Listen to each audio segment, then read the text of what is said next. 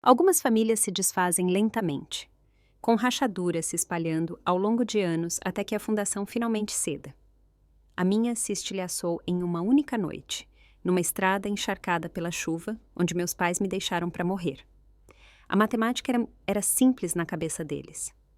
Uma filha, cronicamente doente, é igual a contas médicas demais, sacrifício demais, um fardo pesado demais. Então eles fizeram a escolha deles, aceleraram o carro e deixaram a garota com o corpo falhando para trás, como lixo descartado. Eles nunca olharam para trás para ver os faróis que apareceram depois que os deles sumiram. Nunca sentiram a presença que observava das sombras. Eles nunca imaginaram que eu sobreviveria.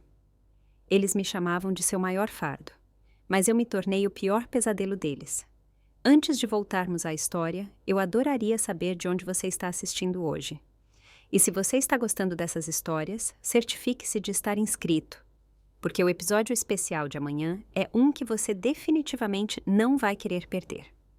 A chuva batia com força no para-brisa enquanto dirigíamos pela escuridão, cada gota ecoando o silêncio pesado dentro do nosso sedã familiar. Eu estava sentada no banco de trás, meus dedos magros traçando a neblina que minha respiração criava no vidro. Algo estava errado. Mesmo através da névoa dos remédios para a dor, eu podia sentir. O ar dentro do carro estava diferente naquela noite. Pai, para onde estamos indo? Perguntei, minha voz quase inaudível acima da tempestade e do barulho rítmico dos limpadores de para-brisa. Está bem tarde para uma consulta médica. Nenhuma resposta veio do banco da frente, apenas o aperto dos nós dos dedos do meu pai no volante, brancos, sem sangue. Minha mãe olhava fixamente para a frente, seu perfil iluminado por flashes ocasionais de relâmpagos. Eu não a via olhar diretamente para mim há semanas. Meu nome é Lara Campos. Tenho 17 anos e naquela noite tudo mudaria. As condições neurológicas começaram a mostrar sintomas quando eu tinha 12 anos. Primeiro, eram apenas tremores ocasionais, descartados como dores de crescimento ou ansiedade. Aos 14, eu precisava de uma bengala nos dias ruins. Aos 16, já tinha me familiarizado com a cadeira de rodas mantida dobrada no nosso porta-malas, e a equipe do hospital me cumprimentava pelo nome. As economias dos meus pais diminuíam a cada especialista, a cada tratamento, a cada novo medicamento que prometia alívio, mas entregava apenas efeitos colaterais. Estamos quase lá, meu pai finalmente disse, sua voz plana e irreconhecível. O carro diminuiu a velocidade quando entramos em uma estrada de terra no interior que eu não reconhecia. Árvores surgiam de ambos os lados, suas sombras dançando em nossos faróis. Eu me mexi desconfortavelmente, a dor irradiando pela minha espinha. O efeito da medicação estava passando e os tremores começariam em breve. Mãe! Inclinei-me para a frente, tentando encontrar o olhar dela no espelho retrovisor. Acho que preciso da minha próxima dose mais cedo. A estrada esburacada está... Você vai ficar bem. Ela me cortou, sua voz mais fria do que eu jamais tinha ouvido. Um flash de memória me atingiu. Meu aniversário de 8 anos. Mamãe tinha feito um bolo de chocolate com granulado colorido. Papai tinha me levantado nos ombros para que eu pudesse tocar o teto, me declarando a criança de 8 anos mais alta do município. Meu irmão Caio, 9 anos mais velho e já muito maior que eu, riu e me presenteou com uma pulseira feita à mão de fios coloridos. Uma cor para cada ano, ele explicou. Vou adicionar outra no próximo aniversário. A pulseira ainda estava na minha gaveta em casa. Ele nunca chegou a adicionar a 9ª cor. Caio desapareceu de nossas vidas quando tinha 17 anos, após uma discussão estrondosa com nosso pai, que fez as paredes da nossa casa tremerem. Eu tinha apenas 8 anos na época, confusa e com o coração partido por sua ausência repentina. Mamãe só dizia que ele tinha ido seguir seu próprio caminho, mas o olhar vazio em seus olhos me dizia que havia mais na história. O carro parou bruscamente, me trazendo de volta ao presente. Estávamos no acostamento de terra de uma estrada secundária, ainda a quilômetros de qualquer lugar. Sem casas, sem postes de luz, apenas escuridão, chuva e o estrondo distante de trovões. Meu pai desligou o motor. Sai do carro, disse ele sem se virar. Eu ri nervosamente. O quê? Pai, está caindo o mundo lá fora. Isso é algum tipo de piada? Sai do carro. Cada palavra foi pontuada pelo tamborilar de seus dedos no volante. Pegue sua mochila, nós empacotamos o essencial. Olhando para baixo, notei uma pequena mochila no chão aos meus pés. Ela não estava lá quando saímos de casa. Mãe, minha voz falhou. O que está acontecendo? Minha mãe finalmente se virou. O rosto dela era uma máscara que eu não reconhecia. Não podemos mais fazer isso, Lara. As contas médicas, o cuidado constante. Assistir você se deteriorar. Demos tudo o que tínhamos. Mas eu sou filha de vocês. Sussurrei, um medo gelado se espalhando pelo meu peito. Você é um fardo, disse meu pai secamente. Não temos mais nada. Sem economias, sem aposentadoria, sem vida fora dos hospitais, o apoio da comunidade secou anos atrás, acrescentou minha mãe com voz mecânica. As pessoas seguiram em frente, as vaquinhas online pararam. O plano de saúde não cobre tratamentos experimentais. Nós simplesmente não podemos mais ver você sofrer. Então, vocês vão me deixar na beira da estrada? Eu não conseguia acreditar nas palavras saindo da minha boca. Nenhum deles respondeu. Meu pai abriu o porta-malas e saiu na chuva. Ele deu a volta até a minha porta e a abriu com força. A chuva imediatamente encharcando o banco de trás. Pai, por favor, implorei, tremendo quando as gotas frias atingiram minha pele. O que quer que eu tenha feito, me desculpe. Eu vou tentar mais. Eu vou... Não, ele interrompeu. É o que você é, o que você se tornou. A mão dele fechou em volta do meu braço, me puxando do calor do carro. Minhas pernas, fracas e não confiáveis, cederam imediatamente. Caí no acostamento lamacento, batendo forte com o lado do corpo, enquanto a dor disparava pelo meu quadril. Sua mochila, disse ele, jogando-a ao meu lado.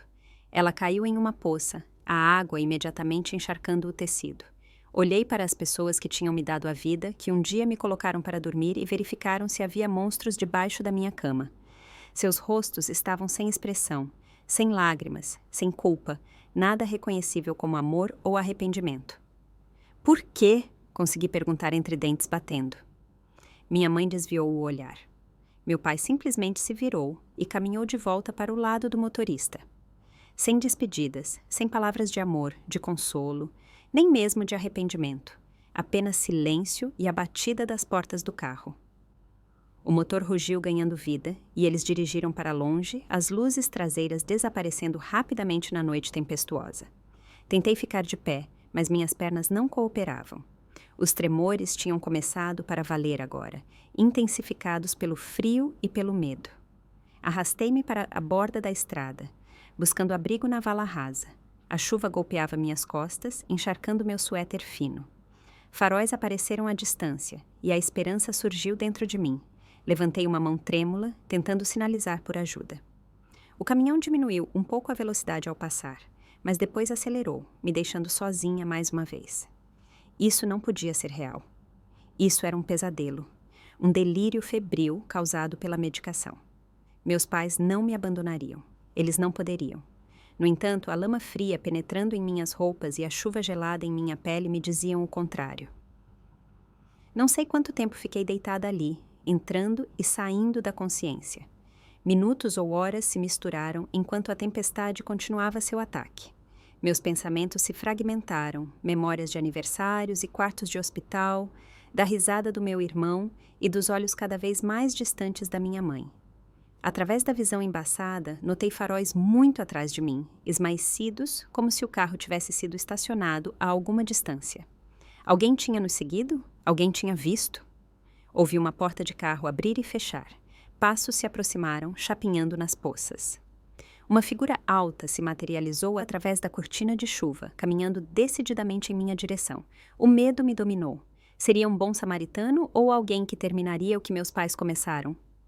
Tentei gritar, mas minha voz se perdeu em um estrondo de trovão. A figura se agachou ao meu lado, me protegendo um pouco da chuva. Uma mão gentil afastou o cabelo molhado do meu rosto. Está tudo bem, sussurrou uma voz masculina, de alguma forma familiar, mas mudada pelos anos. Eu nunca esqueci você. Lutei para focar em seu rosto, mas a escuridão invadia as bordas da minha visão. Braços fortes me levantaram com cuidado, me aninhando contra um peito quente. Você está segura agora. Eu prometo. A voz murmurou enquanto a consciência escapava. Meu último pensamento, antes de a escuridão me levar, foi que eu conhecia aquelas palavras. Conhecia aquela voz de algum lugar profundo do meu passado. Uma voz que pertencia a histórias de ninar e discussões protetoras. A um irmão que tinha desaparecido da minha vida há quase uma década. Caio, sussurrei, embora não tivesse certeza se o nome realmente passou pelos meus lábios antes que o mundo desaparecesse completamente. Calor. Essa foi a primeira sensação que me recebeu quando a consciência retornou lentamente. Calor e o estalar suave de um fogo. Não a vala fria e molhada onde minha vida tinha se despedaçado, mas algum lugar seguro, seco e silencioso. Abri meus olhos para um ambiente desconhecido. Um quarto rústico com paredes de madeira, teto baixo com vigas expostas e um pequeno fogão, a lenha no canto lançando um brilho laranja pelo espaço. Eu estava deitada em uma cama coberta com colchas grossas e um suporte de soro ao meu lado, com fluido claro gotejando constantemente em uma linha conectada ao meu braço. Minhas roupas tinham sido trocadas. Eu estava usando uma camisola de flanela macia que não reconheci. Roupas limpas estavam dobradas cuidadosamente em uma cadeira próxima. O barulho constante da chuva ainda soava no telhado, mas era um som distante e reconfortante agora. Não o dilúvio brutal que havia encharcado meus ossos. Na parede oposta na minha cama pendiam várias fotografias emolduradas. Mesmo àquela distância, pude distinguir o que pareciam paisagens, montanhas, florestas, um lago ao pôr do sol. Outra mostrava a silhueta de um homem em pé na beira de um penhasco iluminado pelo amanhecer. Você acordou. A voz veio da porta me fazendo sobressaltar. Um homem alto estava lá segurando uma caneca fumegante nas mãos. Ele tinha quase 30 anos, ombros largos e a constituição muscular magra de alguém que trabalhava com as mãos. Seu cabelo castanho estava um pouco comprido demais, enrolando na nuca, e a barba por fazer sombreava seu queixo. Mas foram os olhos dele que me prenderam. Azul profundo e intenso, carregando um formato familiar que eu via no meu próprio espelho todos os dias. Caio? Minha voz era apenas um sussurro, rouca pelo desuso. Há quanto tempo estou inconsciente? Ele entrou no quarto, colocando a caneca em uma pequena mesa ao lado da cama. Ei, pequena, disse ele suavemente, usando um apelido que eu não ouvia há quase uma década. Tentei me sentar, fazendo uma careta, enquanto meu corpo protestava. Caio rapidamente se moveu para ajudar, ajustando os travesseiros atrás das minhas costas, com facilidade prática. Como? Quando? Eu não conseguia formar perguntas completas, minha mente girando em confusão. Beba isso primeiro, disse ele me entregando a caneca. É só chá com mel, sua garganta parece ruim. Dei um gole cauteloso, o líquido quente acalmando minha garganta seca. Conforme o conforto físico retornava lentamente, a realidade da minha situação desabou sobre mim. Eles me deixaram, eu disse, minha voz falhando. Meus pais, eles simplesmente foram embora. A expressão de Caio endureceu, seu maxilar travando. Eu sei. Eu vi você lá. Você seguiu eles. Ele assentiu, sentando na beira da cama. Eu tenho observado eles por semanas, Lara. Eu tinha um pressentimento de que algo estava errado. Mas como você me encontrou? Você sumiu por anos, sem ligações, sem cartas, nada. A mágoa que eu tinha enterrado por tanto tempo surgiu à tona. Caio olhou para as próprias mãos. Mãos fortes e calejadas, com uma pequena cicatriz nos nós dos dedos direitos que não estava lá quando ele tinha 17 anos. É uma longa história, disse ele calmamente. Mas a versão curta é que eu nunca deixei você de verdade. Eu deixei eles. As palavras pairaram no ar entre nós, enquanto minha mente voltava àquela noite. A gritaria, portas batendo, a voz do meu pai trovejando pela casa. Se você sair por essa porta, nunca mais volte. O pai te expulsou, eu disse, fragmentos de memória se encaixando. Mas por quê? O que aconteceu? A risada de Caio foi amarga. Eu enfrentei ele sobre seus cuidados médicos. Você tinha acabado de ser diagnosticada e ele estava se recusando a te levar a um especialista em São Paulo. Disse que não podíamos pagar. Ele passou a mão pelo cabelo, um gesto tão familiar que fez meu coração doer. Eu tinha economizado um dinheiro dos meus bicos de verão. Ofereci ajudar a pagar. Ele disse que eu estava minando a autoridade dele, que eu não entendia o que significava ser responsável por uma família. Lembrei-me de como as tensões vinham crescendo em nossa casa à medida que meus sintomas pioravam, como meu pai ficava cada vez mais impaciente conforme as contas médicas se acumulavam. Na noite em que saí, continuou Caio, ouvi ele conversando com a mamãe sobre vender a casa, mudar para um lugar mais barato, algum lugar sem acesso ao cuidado especializado que você precisava. Eu o confrontei. As coisas escalaram e ele surtou. Aos 17 anos, sem nem ter terminado o ensino médio e com R$ 50 no bolso, não havia muito que eu pudesse fazer. Mas isso foi há 9 anos, eu disse. Por que você nunca entrou em contato comigo? A dor passou pelo rosto dele. Eu tentei, Lara. Escrevi cartas, eles devolveram sem abrir. Liguei e seu pai ameaçou me prender por assédio. Uma vez, quando eu estava realmente desesperado, fui até sua escola, mas eles já tinham avisado a administração que eu não tinha permissão para chegar perto de você. A revelação me atingiu como um golpe físico. Todos esses anos, acreditei que meu irmão tinha simplesmente ido embora, me esquecido. Quantas vezes eu encarei o telefone, desejando que tocasse com a voz dele do outro lado. Para onde você foi? Perguntei. O que aconteceu com você? Fui morador de rua por um tempo, admitiu ele. Dormi em abrigos quando podia, no meu carro, quando eu tinha um. Fiz bicos, construção, lavando pratos, qualquer coisa que pagasse em dinheiro vivo. Me meti em alguns problemas. Ele gesticulou vagamente para uma pequena tatuagem em seu antebraço que eu não tinha notado antes. Mas eventualmente terminei meus estudos, encontrei um trabalho mais estável e este lugar. Olhei ao redor da cabana. Comprei há 3 anos. Era uma ruína na época. Levei 1 ano de noites e fins de semana para torná-la habitável. É fora da rede, difícil de encontrar. Isso é parte do motivo de eu ter escolhido. Você estava se escondendo. Não me escondendo. Apenas ficando fora do radar deles. É mais difícil para eles te encontrarem se você não deixar um rastro digital. Eles? Repeti confusa. A expressão de Caio escureceu. Lara, enquanto você estava inconsciente, fiz algumas ligações, verifiquei registros hospitalares, conversei com uma velha amiga que trabalha no serviço social. Ele hesitou.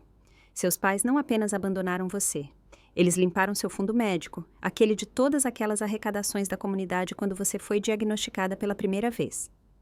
E eles relataram você como tendo fugido voluntariamente. A caneca quase escorregou das minhas mãos. O quê? Por que eles fariam isso? Fraude de seguro, para começar, disse Caio sombriamente. E para se cobrirem legalmente. Eles estão tentando fazer parecer que você escolheu ir embora, não que eles abandonaram sua filha menor deficiente em uma estrada deserta no meio de uma tempestade. A traição cortou mais fundo do que eu poderia imaginar. Não apenas deixada para trás, mas apagada, reescrita como a vilã na minha própria história. Tenho documentado tudo, continuou Caio, pegando o celular para me mostrar uma pasta de arquivos. A retirada do seu fundo médico. Os movimentos deles naquela noite, horários da minha câmera veicular mostrando eles deixando você naquela estrada. A voz dele estava firme, mas seus olhos queimavam com uma raiva controlada. Eu não quero vingança, Lara. Eu quero justiça. Senti lágrimas escorrendo pelo meu rosto, quentes e incontroláveis. Por que você não veio antes? Sussurrei. Todos esses anos. A compostura de Caio rachou, a dor marcando linhas ao redor de seus olhos. Estou procurando por você há anos, verificando registros hospitalares, entrando em grupos de apoio online para sua condição, até dirigindo em frente à nossa antiga casa, esperando ver um vislumbre seu. Ele pegou minha mão gentilmente. Quando te encontrei, você já tinha 17 anos e eu estava construindo um caso. Eu queria fazer isso direito, garantir que eles nunca pudessem tirar você de mim de novo. Enquanto o peso de suas palavras afundava, emoções que eu não conseguia nomear colidiram dentro de mim. Gratidão e confusão, luto e alívio, tudo emaranhado em um nó que eu não conseguia desfazer. Desabei completamente, anos de sofrimento solitário jorrando em soluços dolorosos. Caio se aproximou, hesitando apenas um momento antes de envolver seus braços ao meu redor. Ele me segurou enquanto eu chorava, suas próprias lágrimas caindo silenciosamente no meu cabelo. Me desculpe, ele sussurrou repetidamente. Sinto muito por não ter conseguido te proteger melhor. Quando minhas lágrimas finalmente diminuíram, me deixando exausta e vazia, fiz a pergunta que estava se formando no fundo da minha mente. O que acontece agora? Caio se afastou, limpando o rosto com a manga. Agora você se cura fisicamente, sim, mas... Ele gesticulou para o peito dele. Aqui dentro também. E então, quando você estiver pronta, vamos mostrar ao mundo quem você realmente é. Eu não entendi completamente o que ele queria dizer, mas a proteção feroz em sua voz me deu o primeiro vislumbre de esperança que senti em anos. Enquanto ele se levantava para ajustar meu soro, notei um diário encadernado em couro na mesa de cabeceira que não estava lá antes. O que é isso? Perguntei. Caio pegou, virando-o nas mãos antes de estendê-lo para mim. Pertencia à nossa mãe. Encontrei escondido em um depósito que eles alugaram sob o nome de solteira dela. Sua expressão era indecifrável. Acho que você deveria ler. Há mais nessa história do que até eu entendia. Peguei o diário, sentindo seu peso, não apenas físico, mas o peso de segredos e história que eu não tinha certeza se estava pronta para enfrentar. Descanse agora, disse Caio, indo em direção à porta. Temos todo o tempo do mundo para descobrir isso.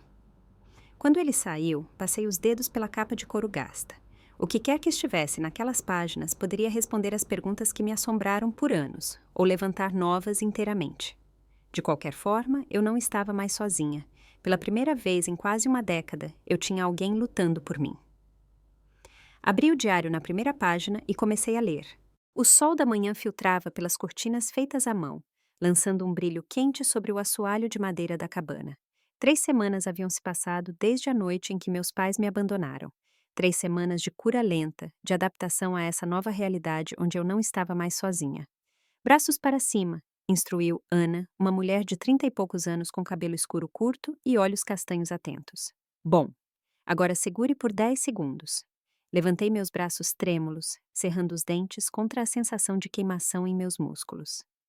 Ana observava com distanciamento profissional, mas eu tinha aprendido a reconhecer os sinais sutis de aprovação em sua expressão. O leve aceno de cabeça, a maneira como os cantos de seus olhos enrugavam quando eu superava a dor. Ana não era apenas amiga de Caio. Ela era uma ex-médica militar que agora trabalhava em uma pequena clínica a 50 quilômetros dali. Ela vinha 3 vezes por semana para ajudar com minha fisioterapia e verificar meu regime de medicação. 7, 8, 9, 10. Excelente! Disse ela enquanto eu abaixava os braços. Suor brotando na minha testa apesar do ar fresco da manhã. Você ganhou 5 graus de mobilidade nos ombros desde que começamos. Não parece muito, murmurei, pegando a garrafa de água ao meu lado. A cura não é linear, Lara, respondeu Ana, fazendo anotações em um pequeno diário médico. Seu corpo passou por um trauma significativo, e isso sem contar o impacto psicológico do que aconteceu. O que aconteceu? Uma frase tão simples para um evento que havia destruído meu mundo. Mesmo depois de 3 semanas, eu lutava para processar a realidade de que meus pais tinham deliberadamente me abandonado para morrer. A porta da cabana se abriu e Caio entrou carregando uma cesta de vegetais. Cenouras com terra ainda agarrada às raízes, folhas verdes e tomates precoces. A horta está indo bem, anunciou ele, colocando a cesta no balcão da cozinha. Como está indo a sessão? Sua irmã está fazendo um bom progresso, disse Ana, empacotando seu equipamento. Mas ela é impaciente. É de família, respondeu Caio, com uma piscadela na minha direção. Depois que Ana saiu, prometendo voltar em 2 dias, Caio me ajudou a ir até a varanda onde uma cadeira confortável me esperava. Nas últimas semanas, explorei lentamente a propriedade, ou melhor, o que Caio chamava de santuário. A cabana em si era enganosamente simples por fora. Madeira envelhecida e um telhado de metal que pingava agradavelmente durante a chuva. Por dentro, no entanto, era equipada com confortos inesperados. Eletricidade solar, uma cozinha pequena mas eficiente, e até acesso à internet via satélite escondido atrás de um sistema de firewall sofisticado. Além da cabana se estendiam vários hectares de terra arborizada, incluindo uma estufa onde Caio cultivava vegetais o ano todo, uma pequena oficina e um riacho que fornecia água fresca. O mais surpreendente era o quarto subterrâneo escondido, acessível através do que parecia ser um porão de raízes, um espaço cheio de suprimentos de emergência, geradores de reserva e uma configuração de computador sofisticada. Não é paranoia se eles estão realmente atrás de você. Caio tinha brincado quando me mostrou o quarto subterrâneo pela primeira vez. Mas o comentário pousou com um peso que sugeria verdade sob o humor. Agora, sentada na varanda com um cobertor sobre as pernas apesar do calor do verão, observei enquanto Caio cuidava do jardim. O trabalho físico o tinha moldado em alguém muito diferente do adolescente magricela que eu lembrava. Tudo músculo magro e propósito, movimentos econômicos e precisos. Você nunca me contou como aprendeu tudo isso. Gritei, gesticulando para a propriedade, a jardinagem, a carpintaria, os sistemas autossuficientes. Caio se endireitou, limpando o suor da testa. Necessidade, principalmente. Quando você não pode pagar para chamar um técnico, você descobre as coisas sozinho. Ele caminhou até mim, sentando nos degraus da varanda. Além disso, tive um bom professor. O mentor que você mencionou? Ele assentiu, sua expressão suavizando com a memória. Chico. Conheci ele quando trabalhava na construção em Curitiba. Um cara mais velho, ex-militar, viveu da terra a maior parte da vida. Caio olhou para as árvores ao nosso redor. Ele me encontrou dormindo no meu carro durante uma tempestade. Me arrastou para a cabana dele. Disse que eu podia ficar até as coisas melhorarem se eu me tornasse útil. Quanto tempo você ficou? Quase 3 anos, admitiu Caio. Ele me ensinou tudo. Como construir, como cultivar comida, como viver sem deixar rastro. Mas, principalmente, ele me ensinou sobre justiça. Justiça? O Chico tinha esse ditado. A vingança te consome, mas a justiça ilumina o caminho. Caio se virou para mim, os olhos sérios. Quando descobri o que aconteceu com você, meu primeiro instinto foi pura raiva. Eu queria machucá-los do jeito que machucaram você. O Chico me ajudou a canalizar isso em algo construtivo. A conversa me lembrou do diário misterioso, o diário da nossa mãe, que eu vinha lendo lentamente, com medo do que poderia descobrir em suas páginas. Você leu tudo? Perguntei baixinho. O diário da mamãe. A expressão de Caio escureceu, o suficiente para saber que há algo maior acontecendo. As anotações sobre o acordo que eles fizeram. Acho que tem algo a ver com sua condição médica. Você acha que minha doença não é natural? A pergunta vinha me assombrando desde que li aquelas anotações enigmáticas. Não sei, admitiu Caio, mas pretendo descobrir.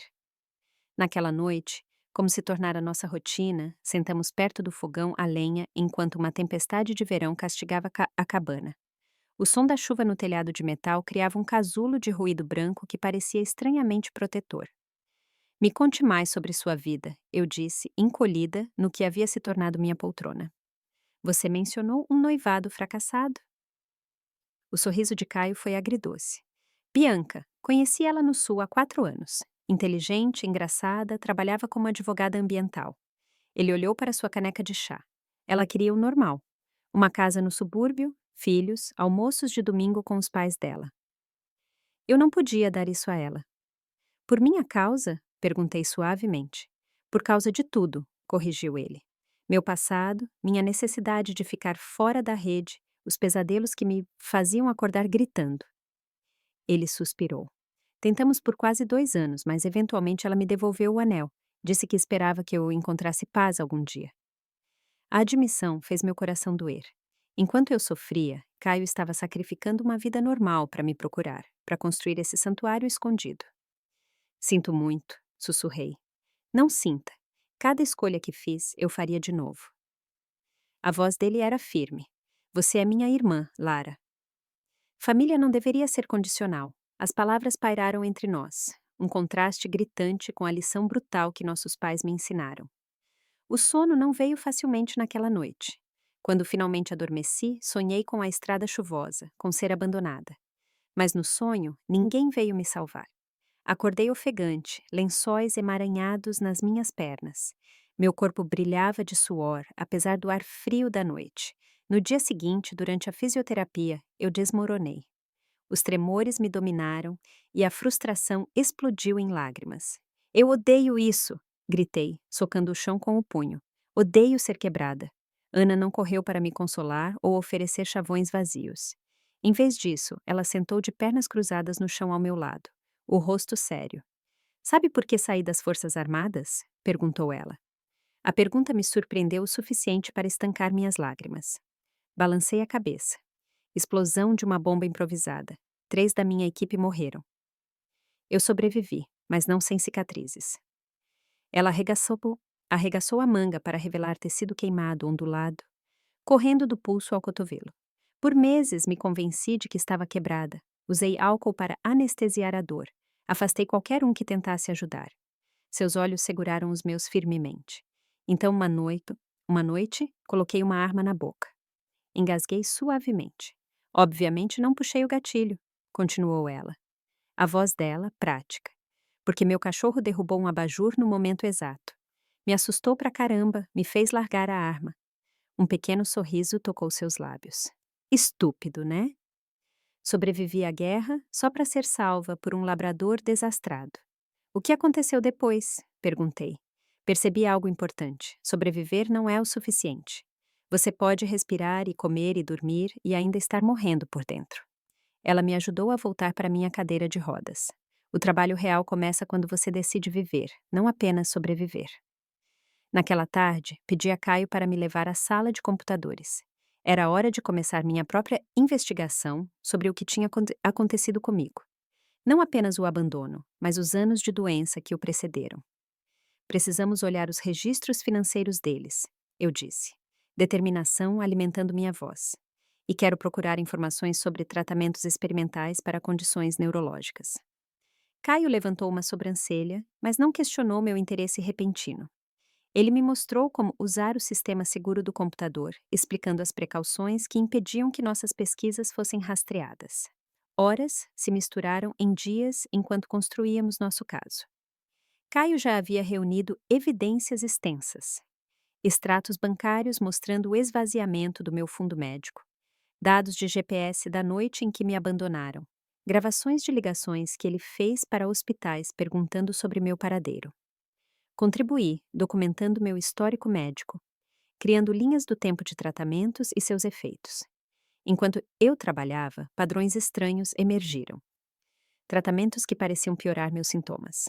Médicos que apareciam brevemente no meu tratamento apenas para serem substituídos sem explicação. Uma noite, enquanto eu escrevia no diário que minha mãe havia deixado para trás, adicionando minhas próprias anotações ao lado das dela, Ana irrompeu na cabana sem bater. Vocês foram descobertos, disse ela sem fôlego, os olhos arregalados de urgência. 2 homens foram à clínica hoje fazendo perguntas sobre uma garota desaparecida. Eles tinham sua foto, Lara. Caio ficou de pé instantaneamente. Governo, polícia? Ana balançou a cabeça. Privado. Eles não se identificaram, mas um mostrou o que parecia ser um distintivo de segurança corporativa quando achou que eu não estava olhando. Meu sangue gelou. Como eles souberam ir à sua clínica? Não sei, admitiu ela, mas eles sabiam exatamente como você é, até a marca de nascença no seu pulso. Disseram que eram parentes, mas... Ela hesitou. Mas o quê? Caio pressionou. Eles não pareciam preocupados, pareciam determinados. Como se fosse uma operação de recuperação, não um resgate. Mais tarde naquela noite, depois que Ana saiu com promessas de nos alertar se os homens voltassem, encontrei uma carta deslizada por baixo da porta da cabana. Um envelope branco simples, sem remetente. Dentro havia uma única linha digitada. Você nunca deveria ter sobrevivido. Pare de cavar.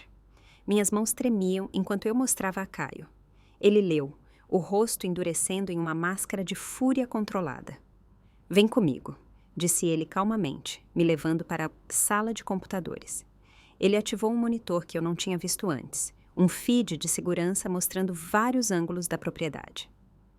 Olha, ele apontou para o registro de horário de mais cedo naquele dia, quando nós 2 estávamos na clínica da Ana para meu check-up. A filmagem mostrava um sedã escuro estacionado na beira da propriedade. Uma figura, em uma jaqueta escura, moveu-se cautelosamente em direção à cabana, envelope na mão. Eles nos encontraram. Sussurrei, o medo apertando meu peito. Eles encontraram a cabana, corrigiu Caio. Mas eles não sabem o que mais está aqui, ou o que sabemos. Naquela noite, O sono me eludiu completamente. Sentei perto da janela, observando sombras se moverem entre as árvores. Possivelmente animais, possivelmente minha imaginação, possivelmente outra coisa inteiramente. Quando o amanhecer rompeu sobre o santuário, lançando longos dedos de luz através da névoa da manhã, tomei uma decisão. Eu estava cansada de ter medo, cansada de ser a vítima em uma história que eu não entendia. Deixem eles virem, sussurrei para o sol nascente. Eu não sou a garota que eles deixaram para trás. Conforme a manhã virava tarde, sentei à mesa da cozinha com o diário da minha mãe aberto diante de mim, páginas iluminadas por feixes de luz solar entrando pelas janelas da cabana. O bilhete ameaçador que recebemos ontem estava ao lado dele. Sua mensagem gravada na minha memória. Você nunca deveria ter sobrevivido. Pare de cavar. Mas cavar era exatamente o que eu pretendia fazer. As anotações do diário tinham se tornado cada vez mais perturbadoras à medida que eu avançava nelas. Hoje, cheguei a uma anotação datada logo após meu 3º aniversário. Roberto assinou a papelada final hoje. $100.000 depositados imediatamente com pagamentos trimestrais a seguir. Ele diz que isso resolverá nossos problemas financeiros, nos dará a vida que merecemos, mas a que custo? O médico explicou os protocolos, disse que os riscos eram mínimos, que a Lara estará ajudando outras crianças ao participar, mas vi algo nos olhos dele quando mencionou possíveis efeitos colaterais. Eu deveria ter dito não, Deus me perdoe. Eu deveria ter dito não. Meu estômago embrulhou quando me virei para Caio, que revisava documentos financeiros na outra ponta da mesa. Eles me venderam, sussurrei, minha voz falhando, quando eu era apenas uma criança. Caio olhou para cima bruscamente. O quê? Empurrei o diário em direção a ele, o dedo marcando a anotação condenatória. Enquanto ele lia, sua expressão endureceu em algo quase irreconhecível. Meu irmão gentil e protetor transformado por uma fúria fria. Pesquisa Neurovance, disse ele, abrindo um documento em seu laptop.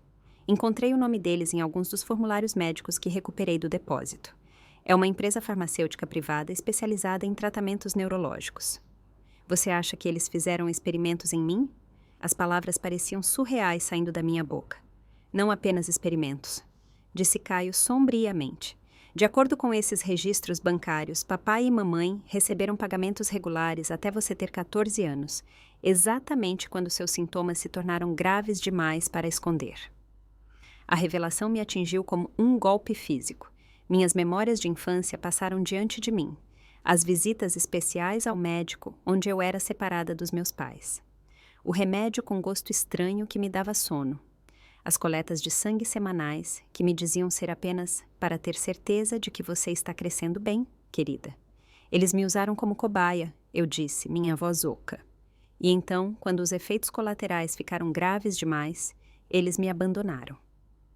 Caio estendeu a mão sobre a mesa para pegar minha mão trêmula. Isso muda tudo, Lara. Isso não é apenas abandono parental ou negligência médica mais. Isso é criminoso. Naquela tarde, Ana chegou com notícias. Ela usou suas conexões médicas para rastrear uma ex-cientista da Neurovance que havia deixado a empresa sob circunstâncias misteriosas 3 anos atrás. O nome dela é Dra. Renata Voss, explicou Ana, espalhando documentos sobre a mesa. Ela liderava pesquisa sobre um protocolo de tratamento neurológico quando de repente renunciou. Sem explicação, sem novo emprego alinhado, simplesmente desapareceu da comunidade científica até o ano passado, quando ressurgiu dando aulas em uma faculdade comunitária a 300 quilômetros daqui. Você acha que ela sabe algo sobre o que aconteceu comigo? Perguntei. Vale a pena descobrir, disse Caio. Você consegue contatá-la? Ana assentiu. Já contatei. Ela estava relutante no início, mas quando mencionei sintomas correspondentes aos da Lara, concordou em encontrar. Tem um porém, no entanto. Ela insiste em sigilo absoluto. Sem telefones, sem dispositivos eletrônicos e nos encontramos em um local de escolha dela. 2 dias depois, estávamos nos preparando para o encontro quando Caio notou um SUV preto estacionado na estrada rural perto da nossa propriedade. Temos companhia, disse ele, voz tensa enquanto espiava pelos binóculos. 2 homens, ternos, definitivamente não são locais. Meu coração disparou. As mesmas pessoas que foram à clínica da Ana? Não dá para dizer, mas não vamos arriscar. Ele pegou as chaves e uma mochila já preparada para emergências. Novo plano. Vou atraí-los para longe daqui enquanto você e Ana seguem para o ponto de encontro. Caio, não! Protestei, mas ele me cortou. Lara, essa pode ser nossa única chance de descobrir o que eles fizeram com você. Vou ficar bem. Tenho 3 rotas diferentes, planejadas e equipamento de sobrevivência suficiente para durar uma semana, se necessário. Sua voz suavizou. Confie em mim, ok? Não te encontrei só para te perder de novo. 1 hora depois, Ana e eu assistimos à distância enquanto a caminhonete de Caio passava rugindo pelo SUV, que previsivelmente entrou na estrada para segui-lo. Assim que sumiram de vista, Ana me ajudou a entrar em seu sedã comum e pegamos uma série de estradas secundárias para chegar ao ponto de encontro, uma área de piquenique em um parque estadual isolada o suficiente para privacidade, mas pública o suficiente para segurança. A doutora Voss não era nada como eu esperava.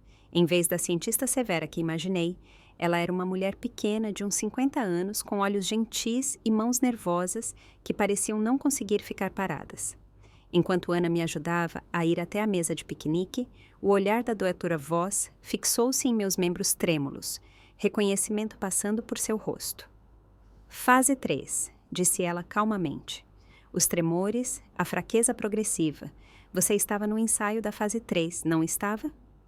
Eu balancei a cabeça. Acho que sim, embora nunca soubesse que era assim que chamavam. A doutora Voss olhou ao redor ansiosamente antes de falar novamente. Preciso saber o quanto vocês já entendem. É perigoso para todos nós termos essa conversa.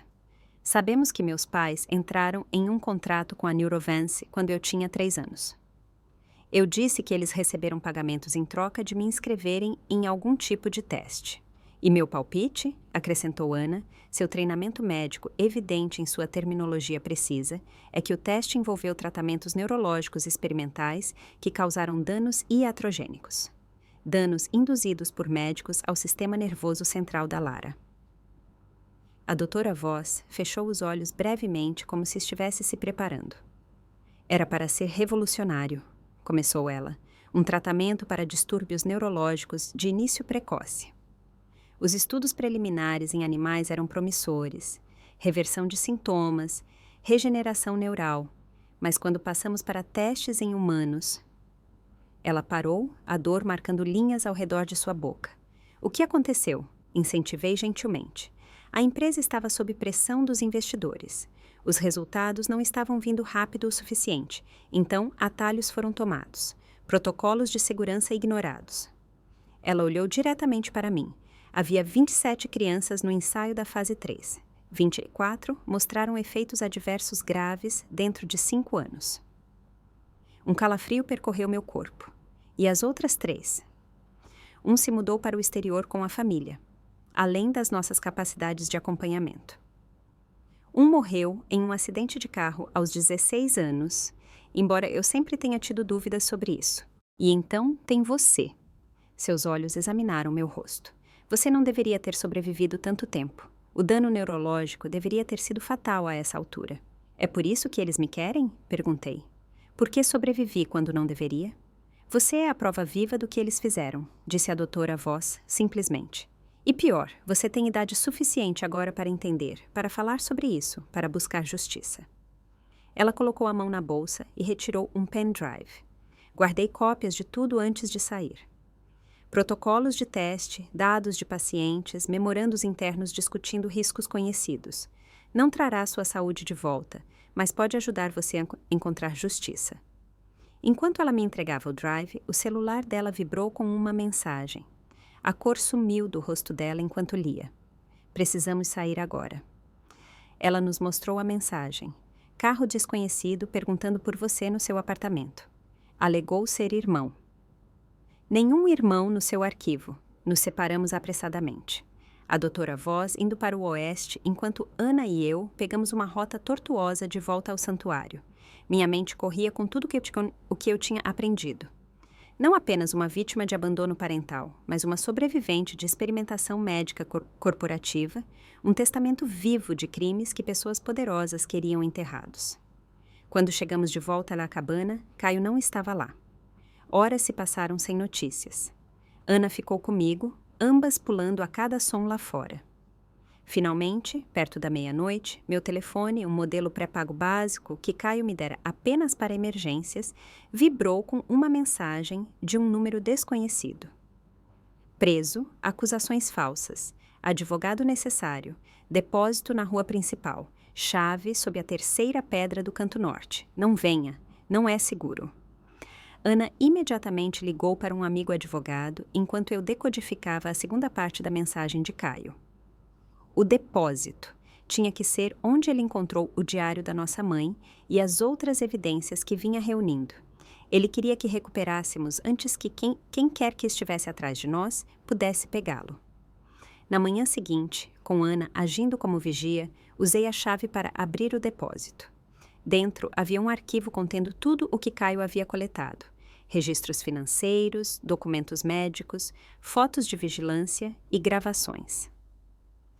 No fundo da última gaveta havia um envelope selado com meu nome, contendo papéis legais, um pedido de emancipação já preparado com evidências do abandono dos meus pais e uma petição para uma audiência de emergência.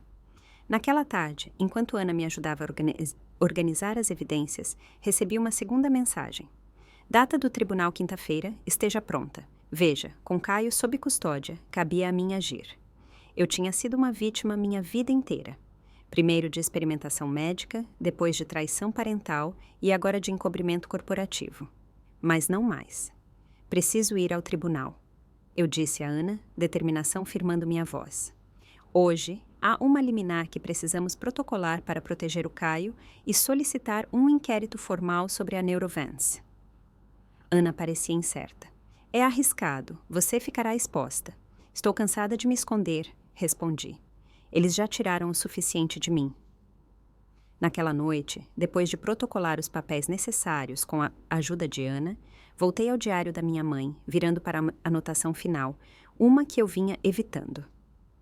Se ela encontrar isso, corra. Eles não vão parar até que a garota se vá.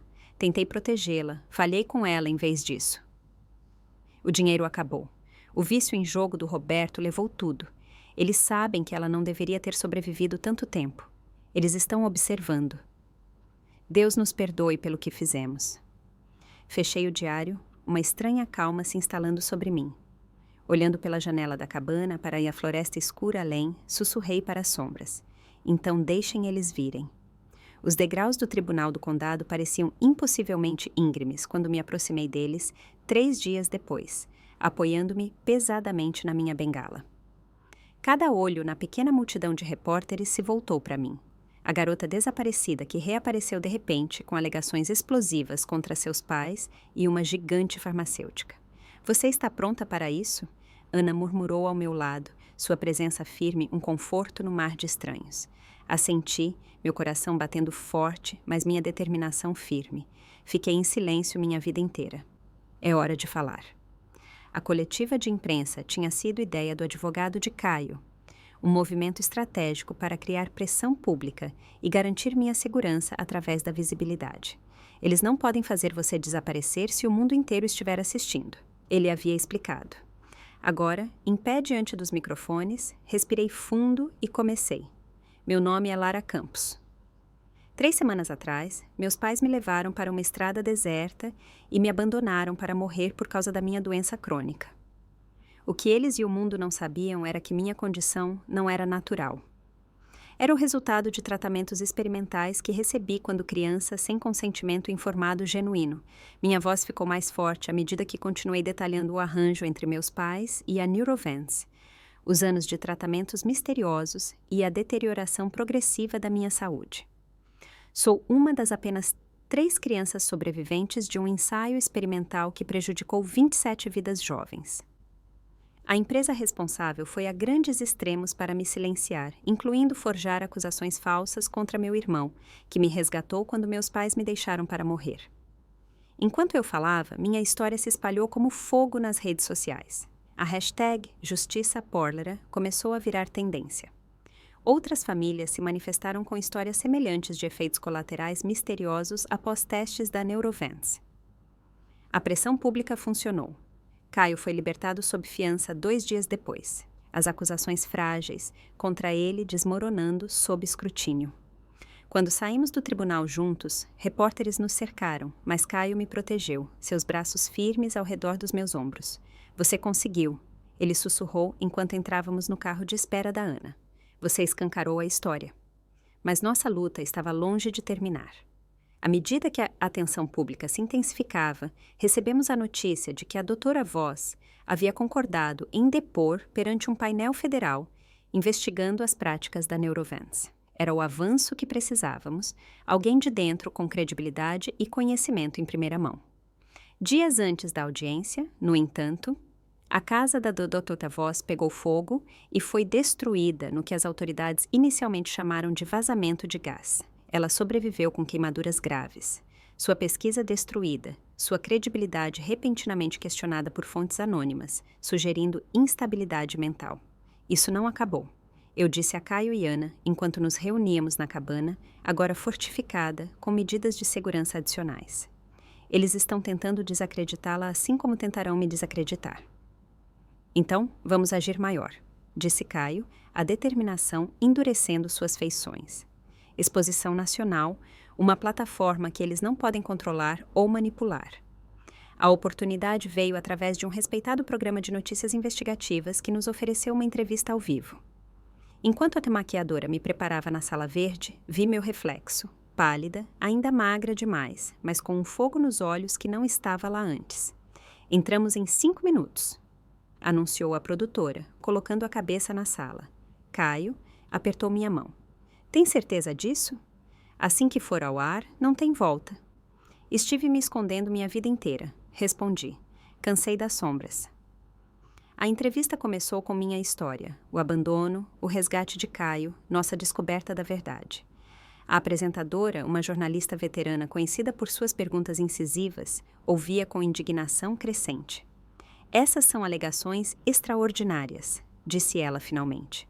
Que evidências você tem para apoiá-las?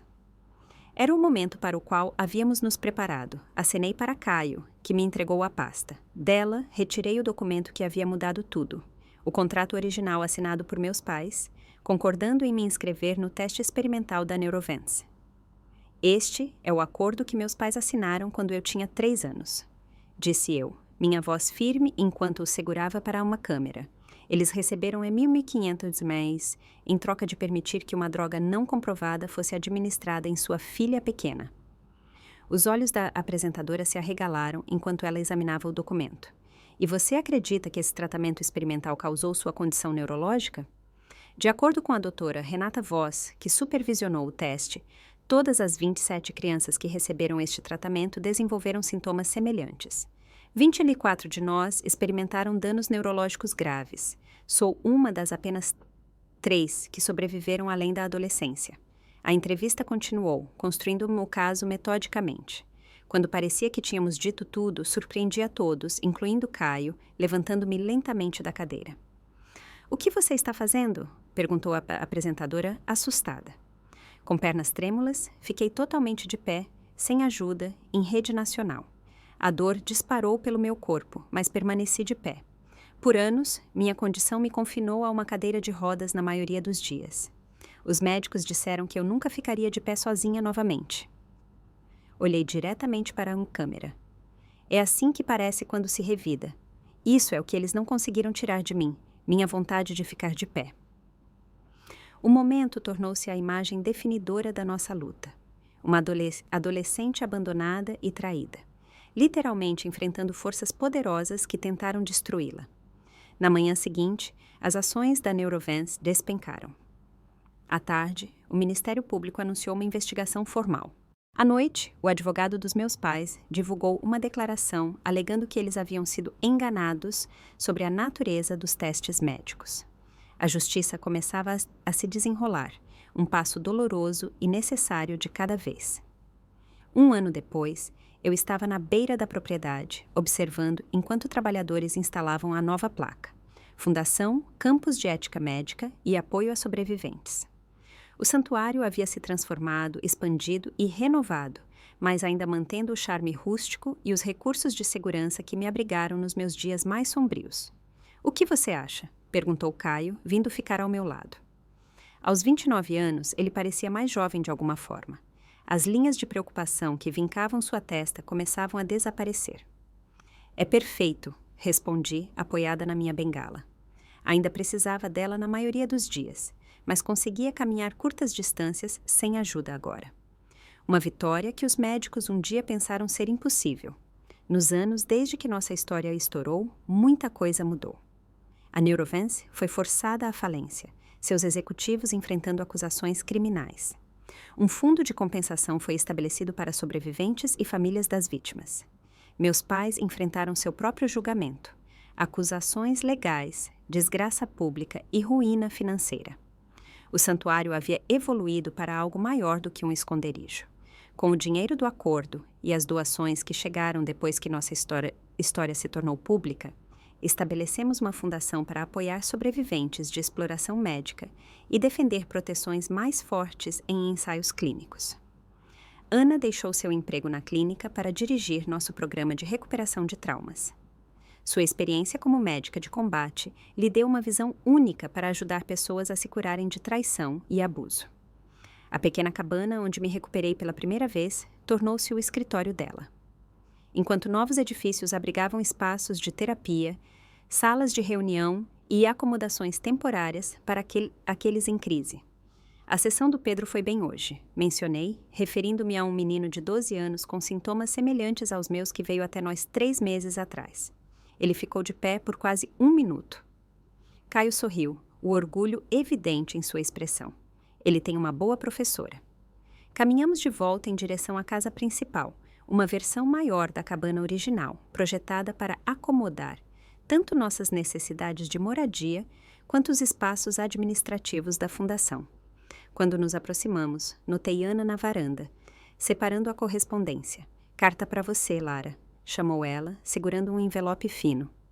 O remetente fez meu coração pular. Centro de Cuidados Paliativos do Condado. Só podia ser de uma pessoa. Dentro havia uma única folha de papel, a letra trêmula, mas legível. Lara, os médicos dizem que tenho semanas, talvez dias, câncer de pulmão. Tarde demais para tratamento. Sei que você não vai me perdoar. Eu não peço por isso. Mas antes de eu ir, preciso que você saiba que você sempre foi a pessoa mais forte que eu já conheci. O que fizemos foi imperdoável. Seu pai chamou de sobrevivência, mas era ganância. Pura e simples. A mulher que você se tornou, ficando de pé, lutando, ajudando os outros. Essa não fomos nós. Essa foi você. Sempre você. Sua mãe, Helena Campos.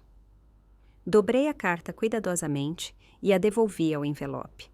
Nenhuma lágrima veio, nenhuma onda de emoção. Apenas um reconhecimento silencioso de que algumas feridas nunca cicatrizariam completamente. Algumas pontes nunca são reconstruídas. Naquela noite, sentada na varanda, enquanto o crepúsculo pintava o céu em tons de aquarela de roxo e dourado, fiz a Caio a pergunta que persistia na minha mente há meses. Como você sabia? Naquela noite em que me deixaram, como você sabia que devia estar lá? Caio ficou em silêncio por um longo momento, observando os vagalumes emergirem do prado. Eu vinha rastreando eles há semanas, disse ele finalmente. As compras online deles, malas, um mapa para um estado onde eles não tinham conexões, o interesse repentino em vender a casa, a maneira como esvaziaram seu fundo médico em pequenos incrementos para evitar suspeitas. Ele olhou para mim, olhos sérios. Eu sabia que eles estavam planejando algo. Só não sabia o que até aquela noite. Você poderia ter chamado a polícia, apontei. E dito a eles o quê? Que eu tinha um mau pressentimento? Ele balançou a cabeça. Eu precisava pegá-los no ato. Então, segui eles naquela noite, ficando longe o suficiente para que não me vissem. Quando vi o que eles fizeram, a voz dele falhou. Eu quase joguei o carro deles para fora da estrada. Mas então vi você naquela vala e nada mais importava, exceto te levar para a segurança. Por quê? Perguntei suavemente. Depois de todos esses anos, todo esse tempo separados, por que arriscar tudo por mim? A resposta dele foi simples, entregue sem hesitação. Porque você nunca foi um fardo para mim. As palavras ecoaram no ar quieto da noite, a verdade que sustentou a nós dois através dos tempos mais sombrios. No dia seguinte, compareci a uma pequena cerimônia na cidade onde o conselho local homenageou o trabalho da fundação. Quando me pediram para dizer algumas palavras, fui ao microfone sem anotações, falando do coração. 1 ano atrás, fui jogada fora para morrer pelas pessoas que deveriam ter me protegido. Eu era considerada um fardo, um problema a ser descartado. Olhei para os rostos me assistindo, alguns com lágrimas, outros com determinação. Mas ao perder o que eu pensava ser minha família, encontrei meu verdadeiro lar. Ao enfrentar a traição, descobri uma força que nunca soube que tinha. Gesticulei para Caio e Ana, parados orgulhosamente no fundo da sala, e ao ajudar os outros a se curarem, encontrei meu próprio caminho para a cura. Fui jogada fora para morrer, mas em vez disso, encontrei minha razão para viver. Naquela noite, após a cerimônia, caminhei sozinha até a beira da propriedade. A lua pairava cheia e brilhante acima das árvores, iluminando o santuário que havia me salvado. Minhas pernas tremiam de fadiga, mas recusei a cadeira de rodas, determinada a ficar de pé sozinha por esses poucos momentos preciosos. Olhando para a vasta tela de estrelas, me senti pequena, mas significativa. Uma vida entre bilhões, mas uma vida que importava, que tinha propósito além de meramente sobreviver. Passos estalaram no cascalho atrás de mim. Caio se aproximou, preocupação nos olhos. Você está bem aqui fora? Está esfriando. Virei-me para ele. Meu irmão, meu salvador, minha família, no sentido mais verdadeiro da palavra. Estou mais do que bem, eu disse sorrindo. Estou em casa. Juntos, ficamos sob o dossel de estrelas. Sobreviventes de tempestades diferentes, que haviam encontrado porto seguro um no outro. A estrada em frente não seria fácil. Minha condição sempre apresentaria desafios e a luta por justiça continuaria. Mas pela primeira vez na minha vida, enfrento o futuro não com medo, mas com esperança. Não apenas sobrevivendo, vivendo. Você já se perguntou quanta força está escondida sob a superfície daqueles que a sociedade descarta como quebrados demais para importar? Alguém uma vez me deixou na beira da estrada para morrer. Agora sou eu quem está mudando vidas e derrubando impérios. Se essa jornada de vítima, a vencedora, te emocionou, deixe seu like e inscreva-se para mais histórias que expõem o poder bruto da resiliência humana contra probabilidades impossíveis.